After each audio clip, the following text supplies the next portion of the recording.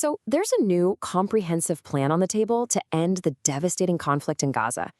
It involves hostages, prisoners, and a total overhaul of the region's security. Honestly, this could be the biggest breakthrough we've seen in 2 years. So let's get right into it and break down what's actually being proposed. And, if it even has a real shot at succeeding. I mean, for 2 long years, this conflict has just been raging on. It's claimed tens of thousands of lives and left so much of Gaza in absolute ruins. But now, after all this time, something new has emerged. A development that offers, maybe, a glimmer of hope. And that, of course, brings us to the question that's on everyone's mind. Could this finally be the beginning of the end? The stakes just couldn't be any higher for the millions of people whose lives have been turned upside down by this war. And make no mistake, this really is a potential breakthrough. A detailed ceasefire plan has been put together, and a huge step is set for this Monday, with indirect talks scheduled between Israel and Hamas in Egypt.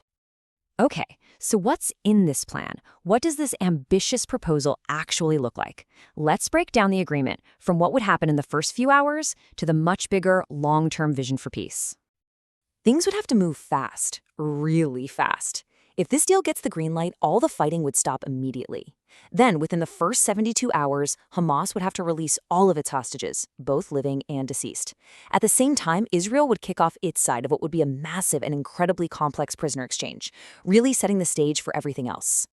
And when you look at the numbers, the scale of this exchange is, well, it's just staggering. On one side, Hamas would release the 48 hostages it's still holding. In return, Israel would free 250 Palestinians who are currently serving life sentences, plus another 1,700 people who've been detained since the war started.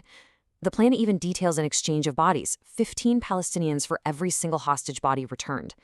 The sheer numbers here really just highlight the complexity and, frankly, the emotional weight of this whole thing. But listen, this plan is about so much more than just stopping the fighting.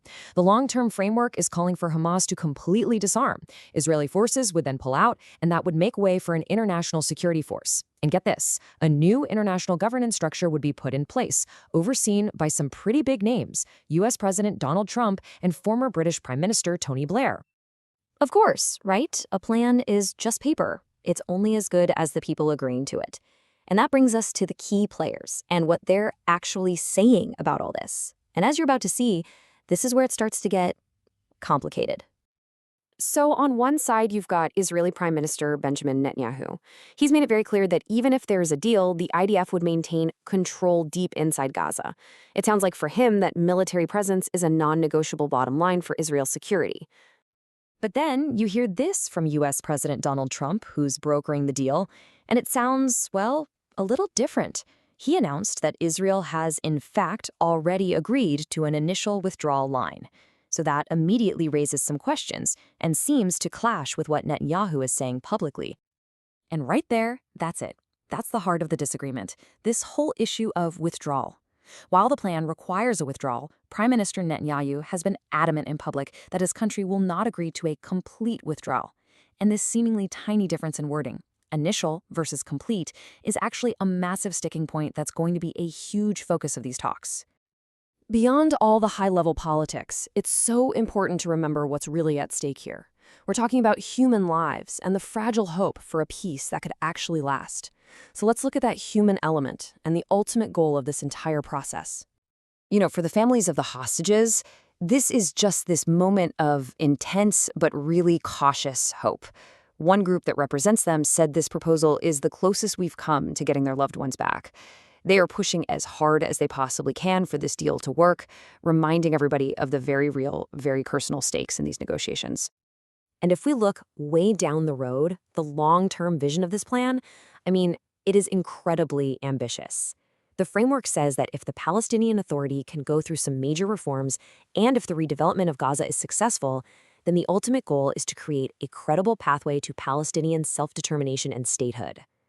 This is the part that looks beyond the crisis of today toward a real political solution. But that brings us right back to the central challenge, doesn't it? The very same group of hostage families that expressed all that hope, they also gave a warning. They warned of extremists on both sides who might try to tear this whole thing down. So with so much on the line and such powerful forces at play, the question we're all left with is, can this fragile peace actually hold?